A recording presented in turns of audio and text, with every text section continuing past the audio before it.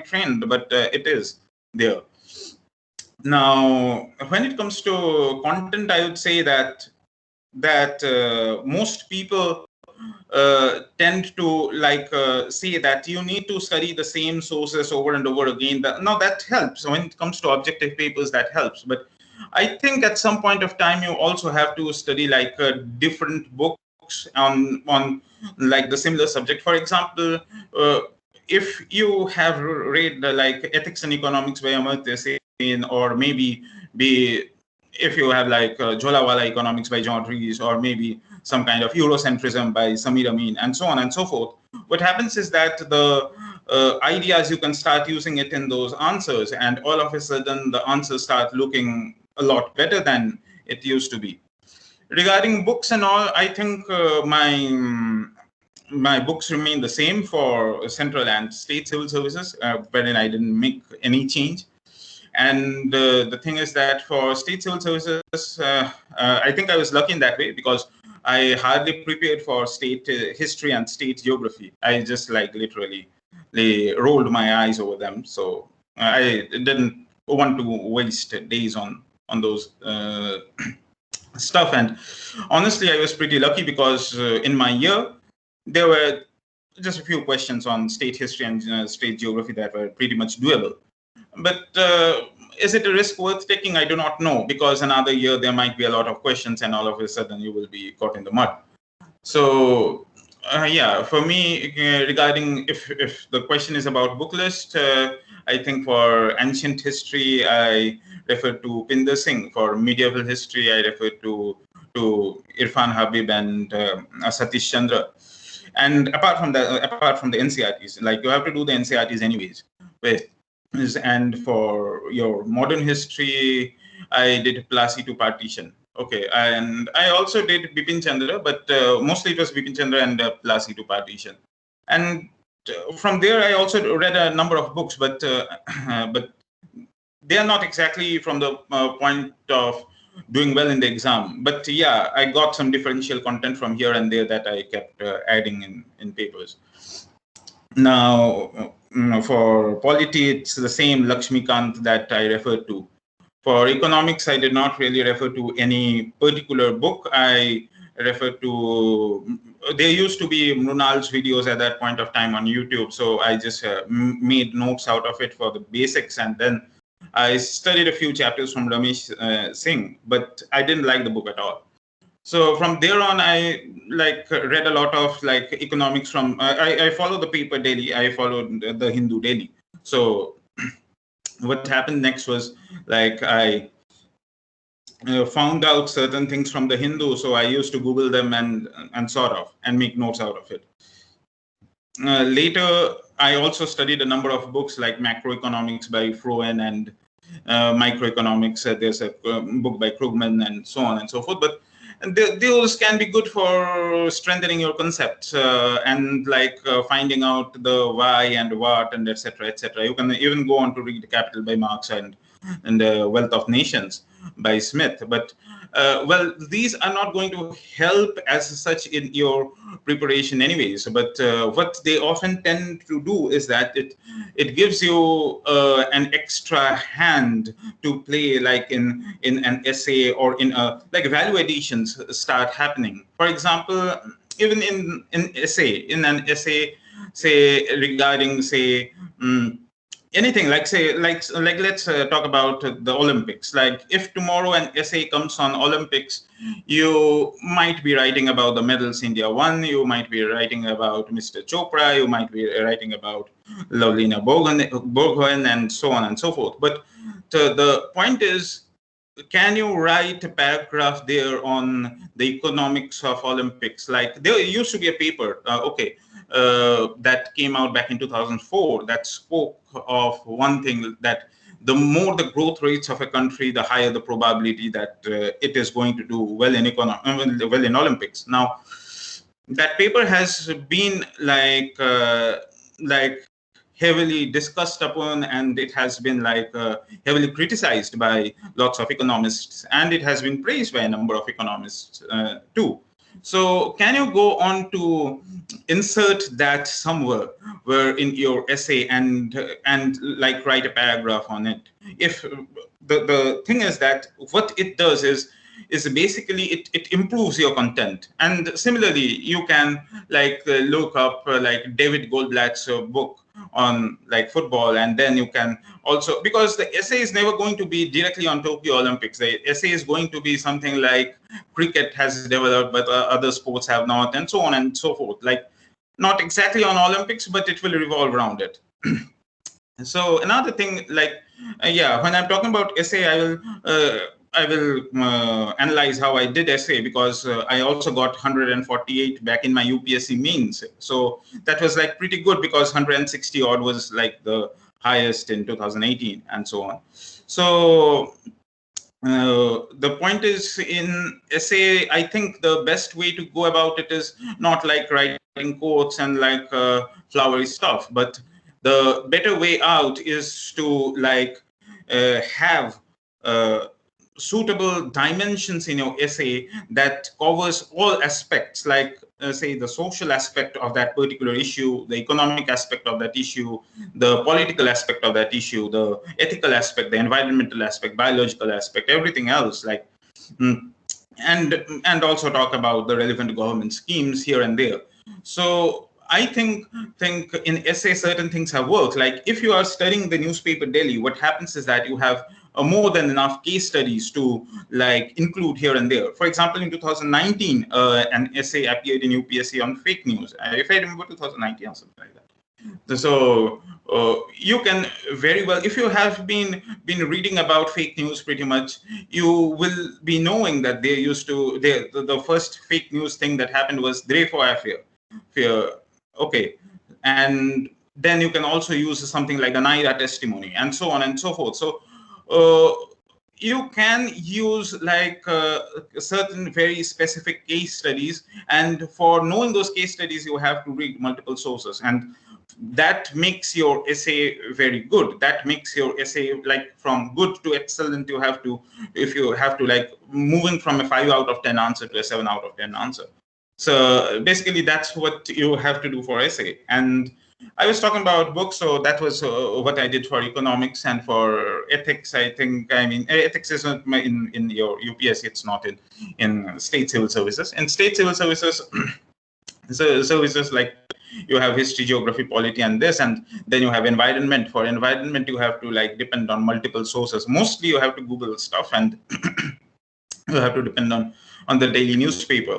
And apart from that, you will obviously find those coaching material compendiums on which you have to depend on for environment. Other than that, there's the aptitude paper in your state civils. In my state civils, there is an aptitude paper. In some state civils, there isn't. But in my state civils, there is an aptitude paper, and they count the marks of it. So yeah, once again, aptitude is basically how fast you can like solve it. For me, I didn't really prepare for aptitude anyways. It's like in 2020, I also wrote a ZAT and I got like 98.75 percentile there. So I hadn't been preparing for aptitude or English or etc. because I think I was like kind of pretty good in that. So, and then it comes to optional. In optional, when it comes to like, basically there is this craze you will find that people are talking about writing up notes and then using those notes in like your answers. The point is that in most cases, you will find in both UPSC or state PSCs, whatever, you are going to find that the optional you are taking is not going to be the subject that you graduated in. So basically what happens is that you need to have a kind of solid idea about what that subject is all about.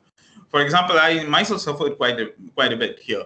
So when I started off, I was like reading up books and I was like, okay, maybe this subject will suit for me. So at that point of time, I was reading history. So the first history book I read was John Key's India.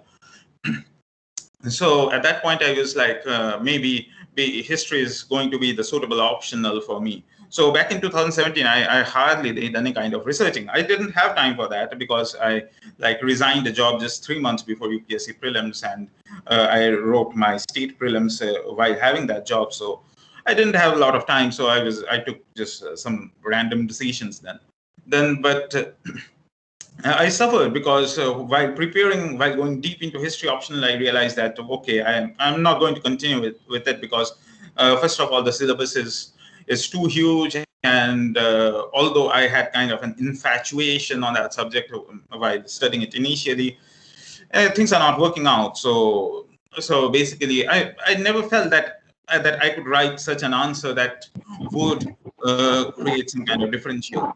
So I dropped the optional there. And from then, I think in 2018 onwards, I shifted to anthropology. And then I shifted to anthropology because at that point hello.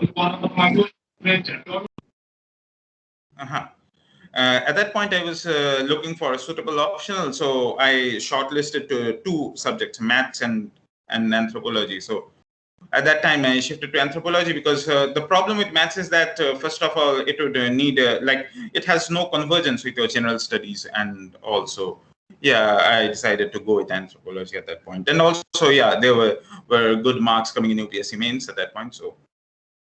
So yeah, regarding optional, you have to study multiple sources, and you have to stick to it's better to stick to books, whatever optional you are taking, because writing notes is not going to take you a long way. Because for example, in anthropology, you talk of brain trees notes. Like, those notes are used by everyone. Every Tom, Dick, Harry is using those same notes, and like in UPSC, state PSCs, everyone is writing those the same thing. So you are not going to have a lot of differentiation in content. And as long as there's no differentiation in content, you are not going to get better marks, because see, questions have exhausted.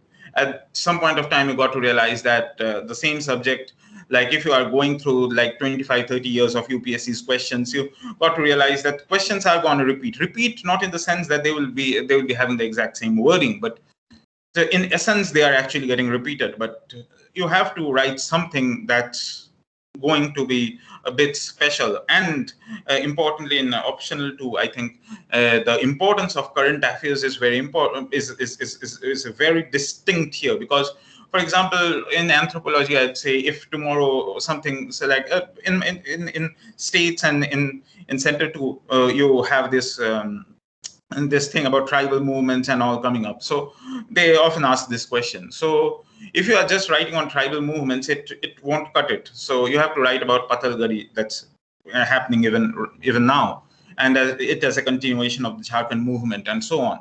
So unless and until you are doing that, the answers are not going to be that good. And that's all I have to say, I think, regarding preparation and all these years.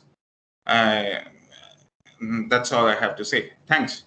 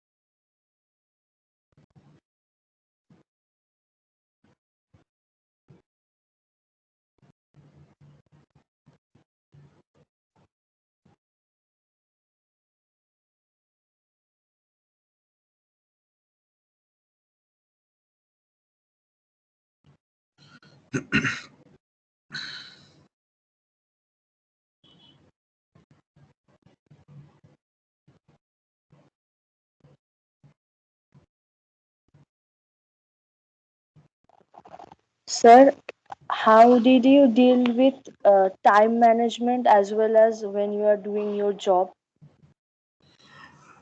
Firstly, when I did my job, I was not really back in 2017. I like started preparation at like in 2016 when I was like having a job. I was not exactly preparing. Okay, like after doing a job, it's like very difficult to prepare because you have like 4 or 5 hours and you have to deal with it, whatever it is. And also at that point demonetization happened, so I didn't have a lot of time to prepare. So what I was doing at that point was I was mostly trying to find out what sources I have to study for like for civil services and all, and I was trying to find out a suitable optional. But yeah, I left my job in 2017. So most of my preparation, in fact, the bulk of my preparation happened when I didn't have a job. So uh, yeah, so time management is basically something you have to do whether you have a job or not. But I think for people who have a job, it's a bit more difficult because of the fact that, see, the point is there's another thing I'd like to say here. If you have your the base of the syllabus prepared, then it's better to go for a job. Like sitting back at home doesn't help it. You are not, once the base is prepared, till the base is prepared, it's better that you sit back at home and prepare, because the base of the preparation, like the base books and all that, that unless and until you were like very much uh, adept at recognizing like certain kinds of stuff, otherwise it will become very very difficult when you have a job and you have to like do the basics. Like you will not have much time for the basics. Maybe when you have a job, it's pretty easy to follow the newspaper, it's a pretty easy to like maintain regular notes and all. It's doable. That's not the problem. You can like write a few mocks here and there. That's pretty much doable. But if you have to like prepare the generic basics back then, it is very difficult. So for me, I don't think I really studied a lot back in the days when I had a job. Basically, the only subjects I prepared were economics and history back at that point of time. So that's it. Okay, sir. Thank you. Okay.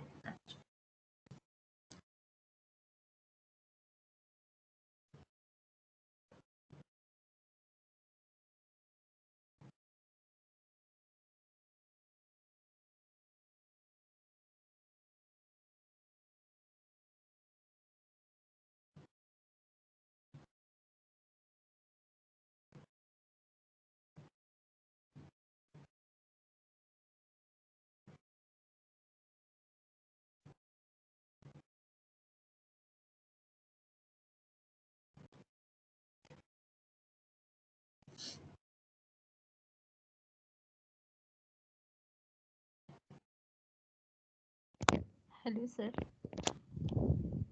Hello, sir. Hello. Uh, Sir, for anthropology optional, which books are important?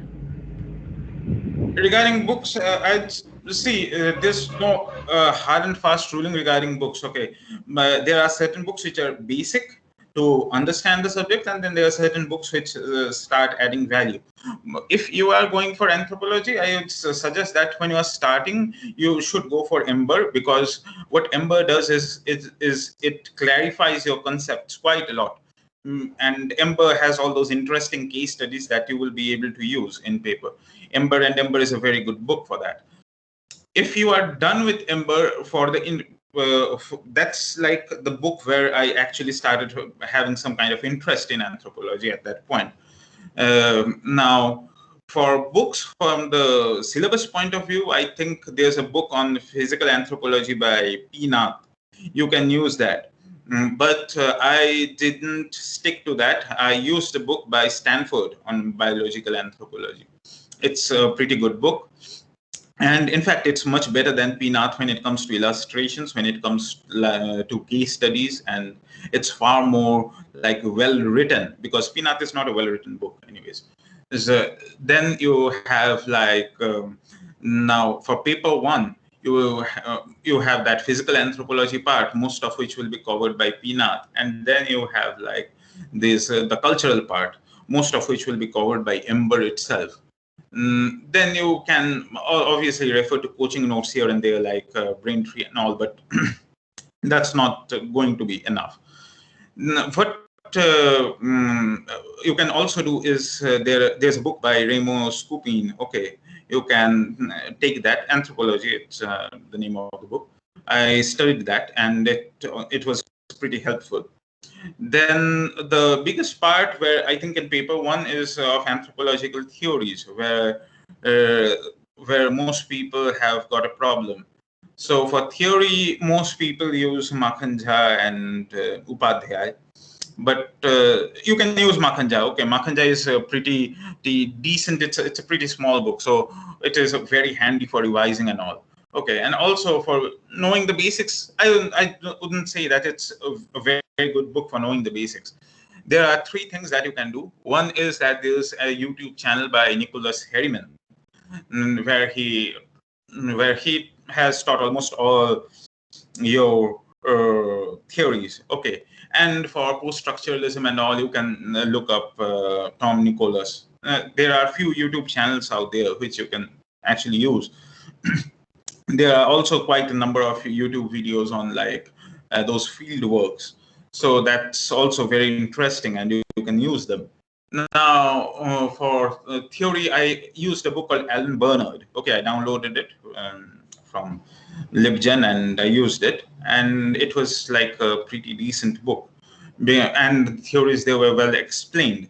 So once you start understanding the theory, actually the problem is Makhanja doesn't explain the theory well, but Makhanja is good from an answer writing perspective. But if the questions are twisted, Makhanja is not going to sort it out, and that's the issue. Regarding Upadhyay and Pandey, it's a pretty like big book, and it's not very well written either. So you will end up spending a lot of time trying to find out whether to use this or whether to use that. But it's also a good book. You can, if you have the time, like if you can spend like a month on it, it's going to be worth it. And then comes Indian anthropology, and in Indian anthropology you have these two distinct parts. One is the Indian social system, the village anthropology, and the caste system, and the Indian anthropologists who have been there. And then you have the other part, which is the tribal part. And in both cases, there are two books by Nadim Hasnain which come in very handy. There's this Tribal India book by Nadim Hasnain, which is very handy. Other than that, if you're wanting to know about tribals, there's a book by Virginia Zaza. You can also refer to that. Now, apart from that, there's this Zaza report that almost everyone recommends, and it's better you read that. It's a pretty good one. If you are like trying to read more into tribals, there's a book by N.K. Das on Indian tribes, which has a lot of case studies on various tribes. Okay, so it has like 23 chapters or something like that on various tribes, and it's a very good book for value addition for tribals. Because as far as this Indian anthropology is concerned, there's a book called Indian Anthropology by Nadim Hasnain, which should come in handy. There's another called Society and Something by Nadim Hasnain, which is pretty good. Other than that, I think for Indian anthropology, for understanding caste and all, I think it's... I also had that book by Ghuriye. Okay, although I didn't subscribe to his views, but there's this book by Ghuriye called Caste and Race in India. You can also look up that. But the thing is, if you are daily reading the newspapers, and that will give you decent enough stuff to bombard in the exam. Like you do not need your newspaper is going to be your best friend when it comes to case studies here in anthropology. That's about it. And there are no other like specific sources that you need to stick to for preparing. These are like the broad divisions, and these are like the broad stuff that I read. And apart from that, I read a lot of other stuff. Like I also started off with Haviland's Anthropology and all. But did they help me? I do not know. I do not think. But the thing in anthropology, one thing that you need to remember is always keep like those case studies in hand, because those are what you are going to use. And another thing is how, like in optional, I would go on to say here that there's this friend of mine called Cremator, who is like in this one in IRS at this point. So he had like 290 plus scores in anthropology in the civil services, like in the central civil services, for like 2 or 3 times, I guess. Like so he gave me something, a very good advice. Like he's a few years elder to me, so he has completed all his attempts, I guess, and now he's in IRS.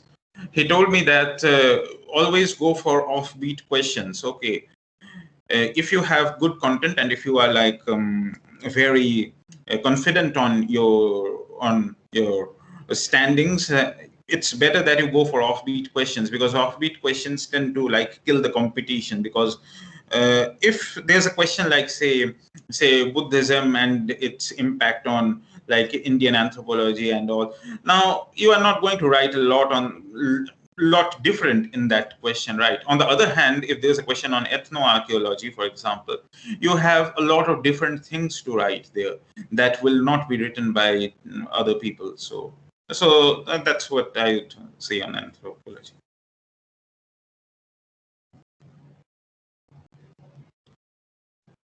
Hello, sir. We have another question from Tuhina. She is asking, sir, please give some tips to prepare for state civil service exam. Regarding tips, the biggest thing is that there are no exact tips for the state civil services exam. Like if you are looking from the West Bengal state civil services, I can speak about it because I have not appeared for other state civil services. For the West Bengal state civil services, once again, the two main differentiators are going to be your essay and anthropology papers. Regarding prelims, I didn't ever study really like conscientiously for it, so I'm not going to say that I studied ever for the state services prelims. I mean, you can understand if you are like well prepared for the central civil services, for the state civil services prelims, you will not, at least in West Bengal, like till 2019, the entry used to be like pretty big. At that point, 15,000 people used to write mains, and then only 200 of them used to qualify for interviews. So a lot of people used to like qualify prelims. But from 2020 onwards, that number has dropped. Like only 4,000 people are being called for mains, and so yes, obviously prelims will get tougher. But during my days. Prelims was more like a cakewalk. The main hurdle was your mains, and obviously in the mains the competition was pretty decent competition. I would say that once again, if you are good in essay and optional, half of your problem is done there. Then you have like your paper on history and geography, where you can like maximize your score if you are good in history or geography. You have that science and general knowledge paper, where you are not going to get a lot of marks, because they will ask you obscure people in news and obscure events that have happened around the world. So it's that paper where you do not want to go below 100. That's the thing. So you want to keep, but since you people are from a science background, I think you will be doing decent even in the paper too, because yeah, there are 100 questions on your class 12 science, and I mean class 12 physics, chemistry, and biology. So I do not think it will be that much of a difficulty for you. But then comes your polity and economics paper. For polity, one important thing that most people miss is that they only stick to Lakshmikant. Do not do that. Maybe, if possible, just read the Constitution, read the bare articles. That helps for not only in the state civil services, it also helps in the central civil services. The other thing is that there are a few books available in the market on cases that changed India and all that. kind of things. Like you can pick up one of those books by your favorite author or something like that, and then read up on those cases, because those cases, like there are lots of questions on cases that come in central as well as state civil services. If you are, I mean, you can also randomly Google and find out, but it's better to know a bit about those cases, because those like the history of those cases and all, they come handy while writing essays and while writing etc., etc. Even sometimes in your anthropology, it can come very handy. For example, PESA and all, and Forest Rights Act and so on. So this, and for economics, most of the things that come are based on current affairs. Like if there's a very specific problem in economy right now, there's a very high chance that questions on the same will be appearing both in central and state exams. Okay. So for economics, I would say following the newspaper is very important. Following the newspaper, at least to follow the editorials, that's going to be very important. And then for your aptitude, you do not really have much to do, because if you are good in aptitude, you are going to get above 160, or if not 160, you are going to get at least above 150. That's like a pretty decent score. In our state PSC, they do not really ask you, even in UPSC, in the paper 2, they do not ask difficult maths, right? They just ask you generic maths questions. Now then comes optional, and about optional I already spoke. So basically, just try to maximize your scores in essay and optional. If you are not that good in MCQs and all, like me, I was never that good in MCQs, and I do not think I scored more than 480 or 490 in those papers. But there were wrong answers given by the state PSC. I do not know whether they edited and amended those keys and gave us marks on the basis of that. I do not know that, but from the PSC keys, I got something around 490-esque, and the rest of the marks came from your Bengali and English, the essay papers, and this one, your anthropology, my optional. So basically, you have to do well in essay and optional to create that kind of, to have a good rank. It's basically the only way out.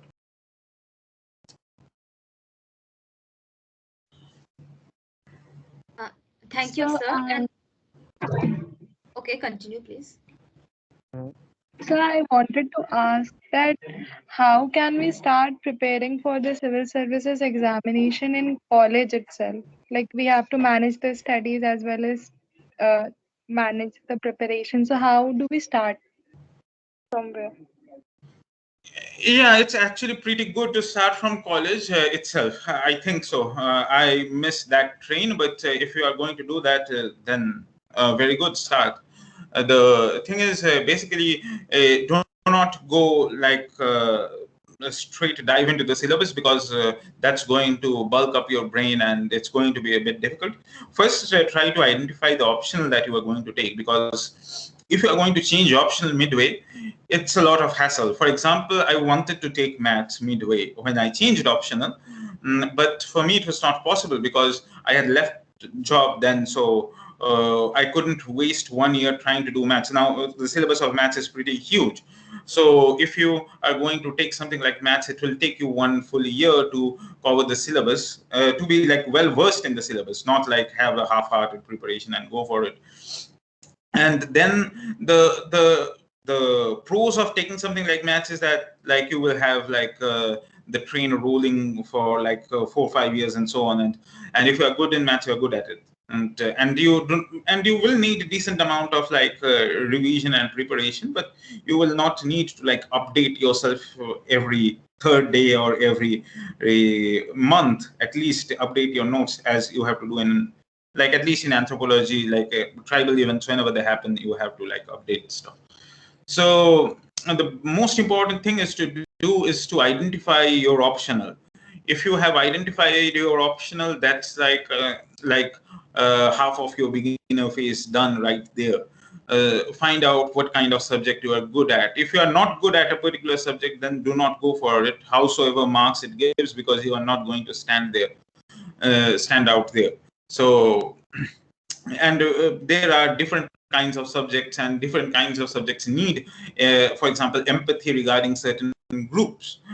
For say anthropology, you need to be empathetic towards the tribal problems. You cannot just go and like just shout on tribals in your paper, then you are going to get pretty poor marks. So yeah, so that's very important to find out your optional.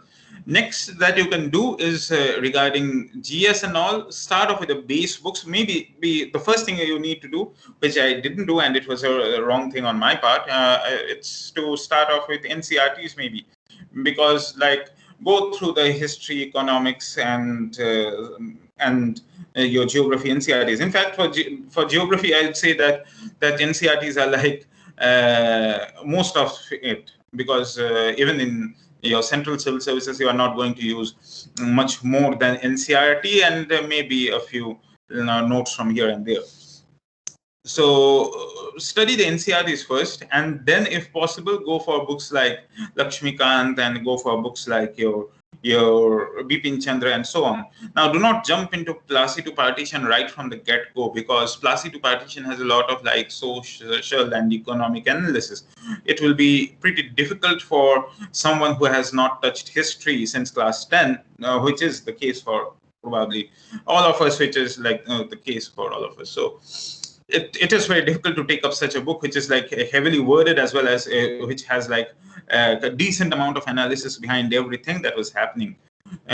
So do not take up a book like that. Maybe first start off with Bipin Chandra, and then progress to Plasi to partition, because then you will be able to get the crux of what the better the book, the deeper the analysis, the more difficult it is to understand. So you cannot take those books right from the get-go. So that's about it. You cannot like rush your preparation, but you can just like lay the building blocks now. But if you are done with that, then go on and maybe even read Plasi to partition and such other books. You can read Economic History of India. There's one by the Orient Longman, I think. I forget the publisher, and so on. You can read up stuff like that. So that's about it. Hello, Thank sir. you, sir. Hello, sir. Huh.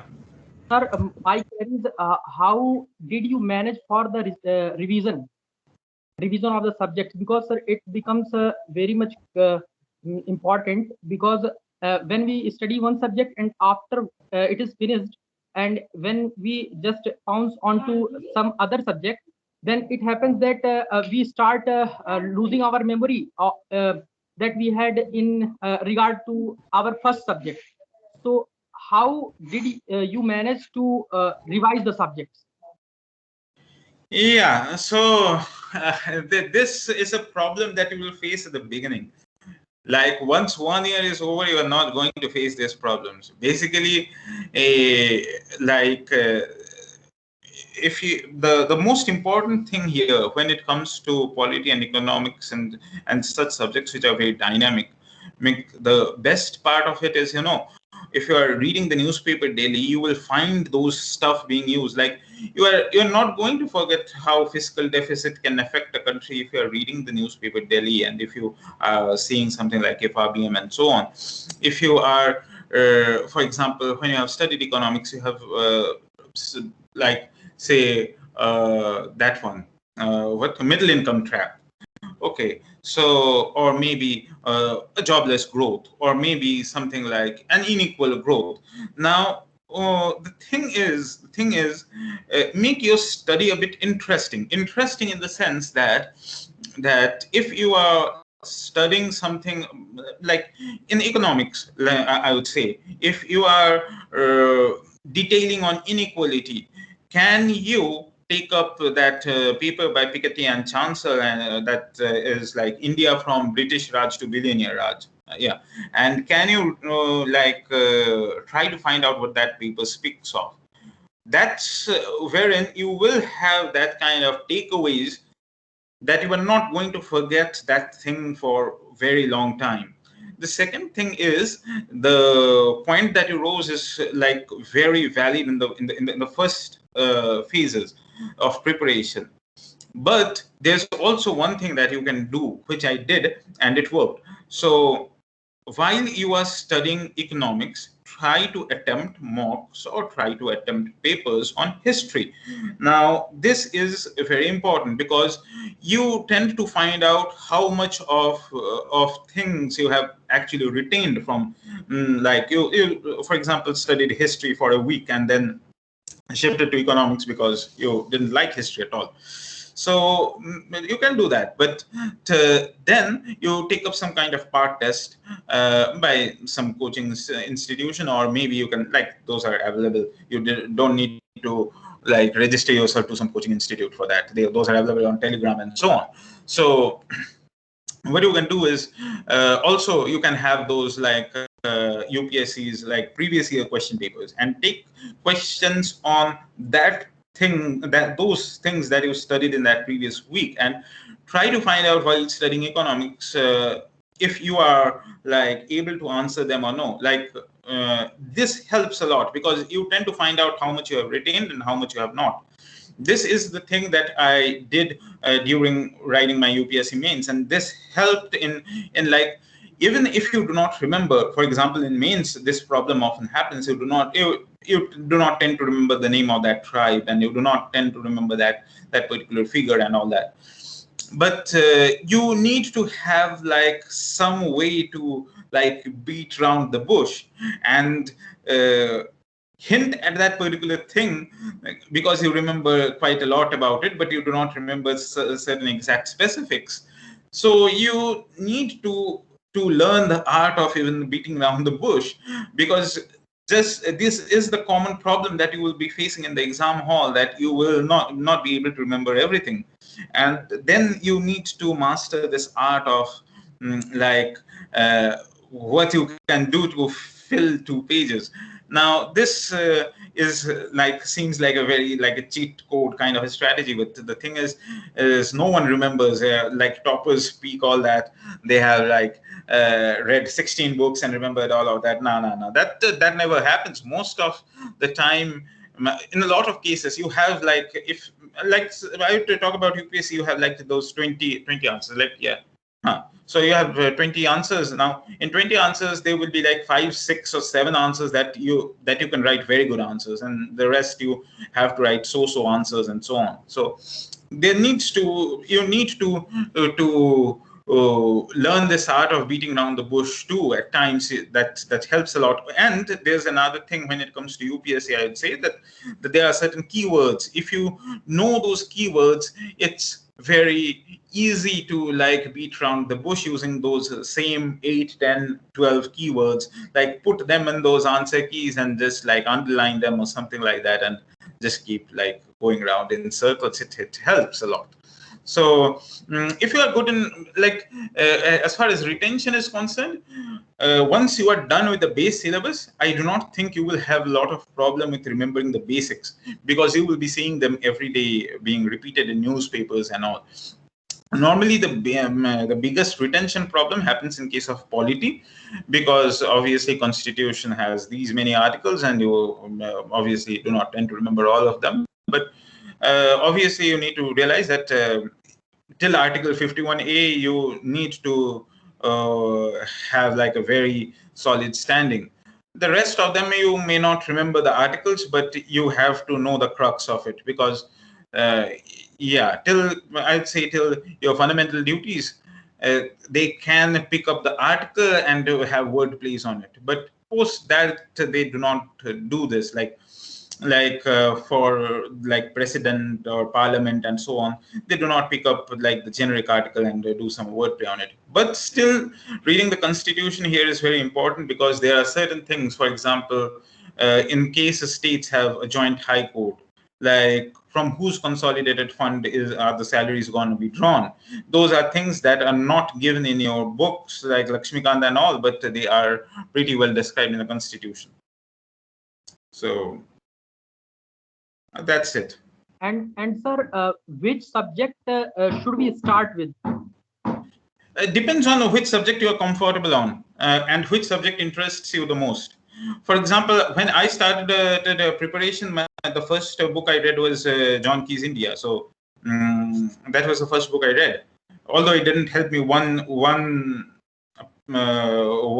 bit either for your state civil services or for central civil services, but that was the book I started. A lot of people you can see, like during my days, people used to be reading India after Gandhi. You can start from there on. I mean, if you can take up something like history or economics, because those two are like a bit more interesting.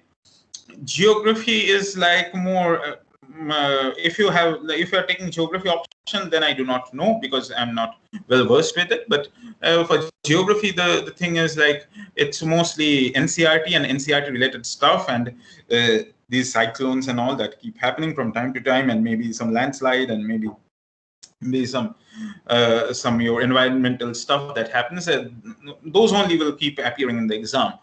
So for both central and state civils, the other thing that you can do, that you can actually do right now, is basically take a world map and try to, like a world physical map, and try to locate certain features. For example, say Darfur. Okay, so Darfur in Sudan, why is Darfur in question? And was it in question during that South Sudan split, and so on, like features of that. This is how you can make your preparation a bit more interesting, and these are the things that you can start off with, like maps and like your generic history and your like economics, because I wouldn't recommend polity as a starting point to anyone, because you will not feel the interest about polity as long as you are not well versed with the Indian history, Indian independence history, actually. Because as long as you do not know about how Government of India Act 1935 happened, you are not going to like have a lot of interest about the Constitution either. So that's why I wouldn't recommend polity as a starting point to anyone, unless and until you have political science and you are like you are already reading books on that. And sir, is it effective to use technical terms related to a particular subject like polity? The technical terms, if we means, does it create the impression of unnecessarily jargonizing it, or it creates good impression also? Up to what extent should we use the technical terms? Depends on the context, because I would take my own situation. There was this essay on poverty and prosperity. I do not remember the exact heading of the essay, but there was this essay on poverty and prosperity back in 2018 in UPSC, and there I wrote like one page on secular stagnation, Alvin Hansen, and so on. I also went on to write on on inequality, and I used stuff from Hegel and Marx and so on. Like in essay, it worked well. On the other hand, in GS3, similar analysis didn't give me good marks. I ended up getting only 73 odd in that paper. So you need to understand the context, and I would suggest that in central civil services, when it comes to general studies, the more crisp and the more concise the content is, the better. You do not need to unnecessarily jargonize it, but in places where you can explain it, for example, in say essay or your optional, there, if you can draw a particular concept, if you can, for example, if tomorrow something comes on society and etc., you can use a commoditization of relationships, commoditization of value, ethics, and so on. Now, if you can use that kind of Marx's idea of commodity fetishism there and explain it and articulate it in a way that you can connect it to the context, then it's very good to do. But in general studies answers, the problem is that you will not have that much of space and that much of time. You have to complete an answer in 7.5 minutes time, and you have to practice that right from your home. So once you start doing that, you will realize that you do not have a lot of time. sometimes it's better to use keywords, but I would just stop at keywords. Do not there used to be a term like KISS, keep it simple, stupid. That works best for your this one general studies. I would recommend using technical terms for essays and your optional paper where you can relate it. Otherwise, in general studies, I wouldn't recommend using lots of technical stuff, because technical stuff actually starts happening. Like I also remember, like in your 2018, I think. 2019, I do not exactly remember. There were questions on data protection. Like I went into the technicalities of it. Okay, and I criticized the data protection bill and all that. That because there were certain flaws that you can see even in today's Pegasus scandal.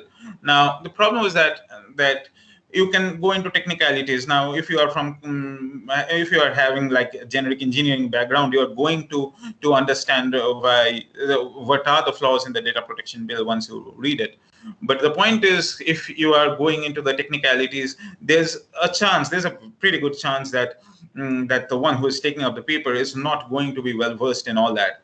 Like even there might be questions on say blockchain and all that, like in GS3 that happens, but you have to like keep it to layman's wordings wherein it's easily understandable by all. I do not know who takes these general studies papers, but I do not think they go to certain kinds of specialists, which happens in case of optional, which happens in case of essays, which is why this kind of technicality works, but it doesn't work when it comes to general studies.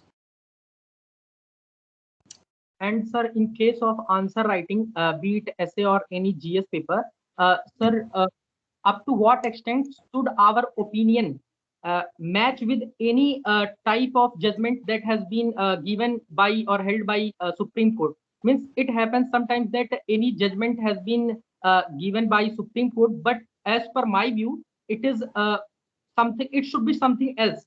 So means my views are extreme to that. Totally. So should I mention my views there, or I should means write in such a way that both should be closely resembling, or I should not write anything against means Supreme Court judgment? No, you can do that. I mean, it's absolutely fine to criticize a view. Okay, I mean, even UPSC itself asks questions that critically analyze, something that you will find even in state civil services too. So the thing is, once again, it's like you can have your view as long as you are articulating it well, as long as you are giving a solid stand, like you have definite theory. Now, when I use the word theory, I mean theory. I mean theoretical stands that, for example, in case of law, if you are taking a stand, if you can justify it by Rousseau or Locke or something like that, it tends to add a lot of value to your standing. Okay. That's wherein the thing becomes very different. Otherwise, you can just like also do not become emotional. That's very important. Like if your standing is based purely out of emotion, then there's a big chance that it's gonna backfire. But if your standing is based on facts, then there's a big chance that that it will give you extra credit. Now, the thing is, a lot of people will tell you you are you cannot criticize and you cannot do this and you cannot do that. No, that doesn't work, because I mean, if you look, if you understand, I had been pretty much critical of both the central and state government in my state attempt. Okay, in the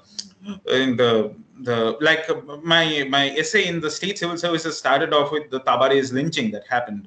So it's not that you cannot go against a certain kind of thing that's happening in the country, but if you are going to do that, there might be some price to pay. If the copy falls to a particular kind of examiner, then there might be price to pay. That's something that's like, a lot of it depends on the examiner. If you have properly explained your point and even then it didn't give you marks, that's something that will depend a lot on which kind of examiner ends up with your copy.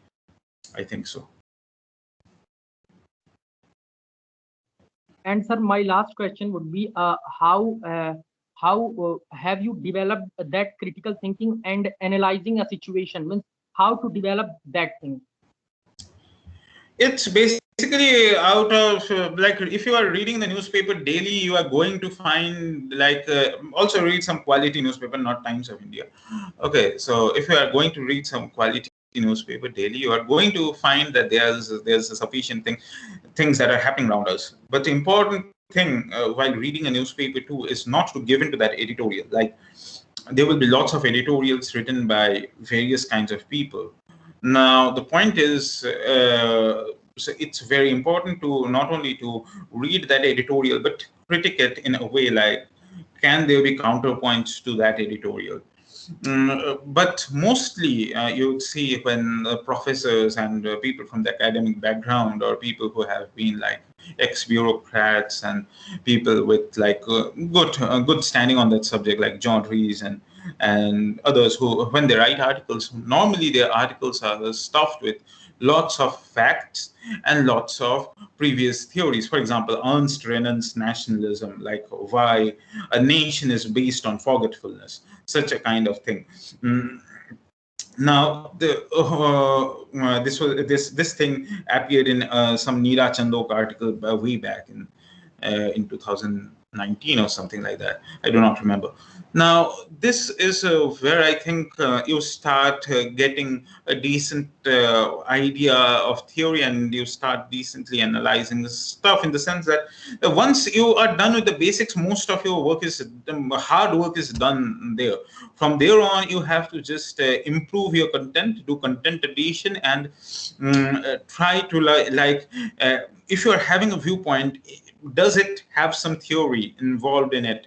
Does it match with some particular kind of theory? That will allow you to analyze situations better. You can be like anything, like, for example, any particular law, like, for example, the farm bills. Even if you are criticizing it, why you are criticizing it, from what point of view? Are there real legal problems that can happen in the future? Is there really a chance that the farmer might not be able to sell their lands in the future? Or is there a real situation that like, for example, in 12 years time, if you are a tenant, you tend to occupy the property in India. So is such a kind of situation possible? If that is the criticism being leveled up against the law, and if it's not possible, why not, if the law has certain safeguards against that? So that's the kind of thing that you need to do. If that's what you are doing, I think you are like doing pretty decently. Other than that, I think the biggest hurdle when it comes to UPSC, it's like a very, like, it's always going to be the prelims, which is going to be the biggest hurdle, followed by mains, followed by interview. Interviews are just like nothing.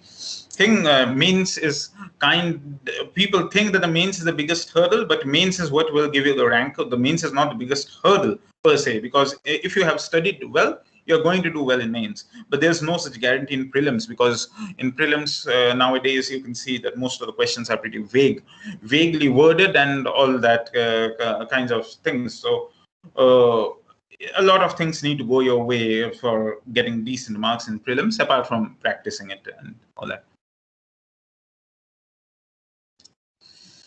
Thank you, sir. And sir, one more thing, how do you manage your time? Means as a student, for me, could you suggest some way that I can manage my preparation for civil services as well as my college studies also? There is no exact way, right? The problem is that for me, I had never been bound to a routine. For example, I do not have a routine. There are days where I can study for like 12 to 14 hours. There are days when I do not study at all. So that's like a random number that fits from 0 to 12 hours any day. So even this year, I will be writing in the Central Civil Services. But I never actually had a routine. Maybe that's a good thing. Maybe that's a bad thing. I do not know. But for me, asking for like a routine is like pretty much. I cannot help you on that, because I myself did not have like a kind of set routine. But I used to have like time plans. Like, for example, if I have decided to like revise economics by the end of this week, I will do that. Somehow I will do that. maybe even if it means like staying awake till 6 a.m. someday, I will do that. And if I complete, I might even go on to take a day of rest. I might not start anything till the next week, but I had like this broad timelines, like I will do this by the end of this week, and I will do this, and I will do this, like this kinds of stuff.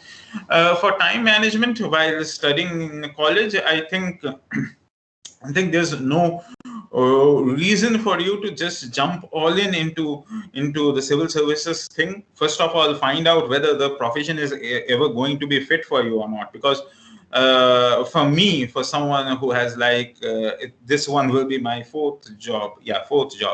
So I suffered from this quite a bit. Like, how much can you switch? And after some point of time, you cannot even talk about your job experiences, because and because in interviews, if you are going to say that you switched 3 jobs, they will say like, why should I take you? You are going to leave this job too.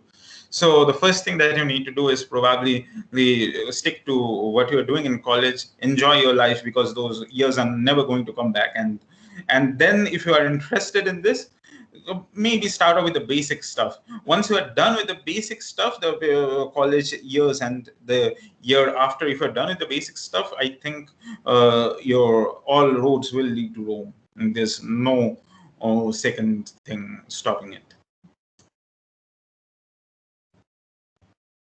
Thank you, sir. Thank you. Sir, there is a question. What is the difference between private company job and your current job? Private company jobs have lots of, like, see, if I have to speak on this, there will be a lots to speak. Okay, like a civil service is a service. Okay, in the sense that you have been appointed to serve the needs of the people. In a private job, you are serving for the needs of the, like, let's use a technical term here, the one who owns the means of production, as in the employer. So this whole difference when it comes to civil service and when it comes to your private service. Essentially, I consider someone who is doing MBA as a private bureaucrat. Like, he's also writing policies, although from the sense that would help the benefit the shareholders of that company, or maybe be the owner of that company, and so on.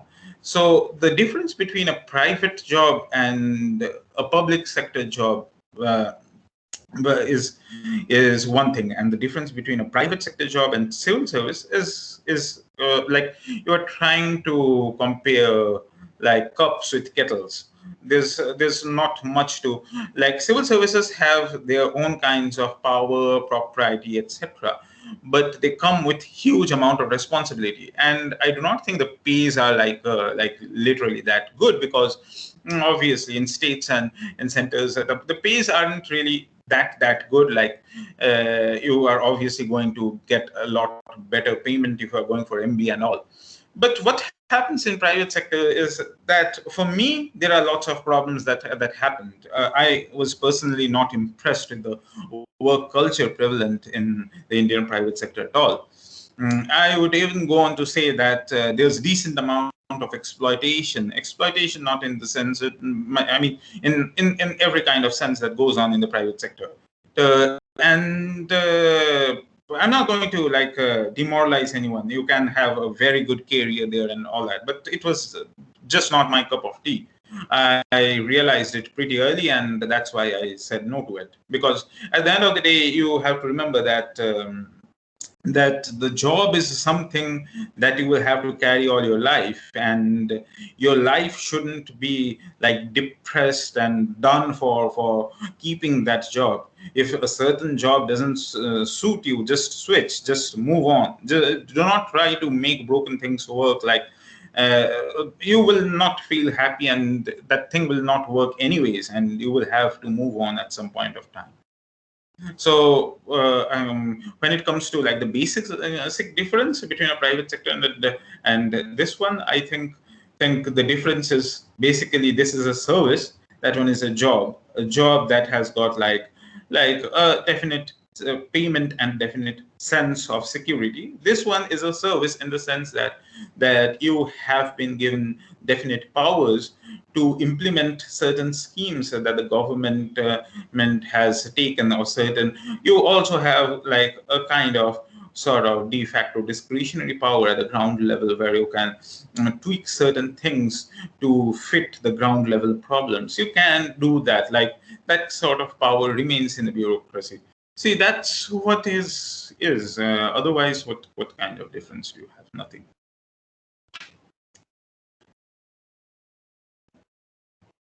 Thank you, sir. Any more questions from anyone?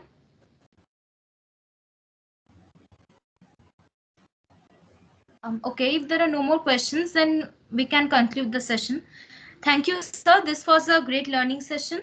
We wish you all the best for your future endeavors, and we hope for more learning opportunities from you. And we present to you a certificate. Okay, thanks.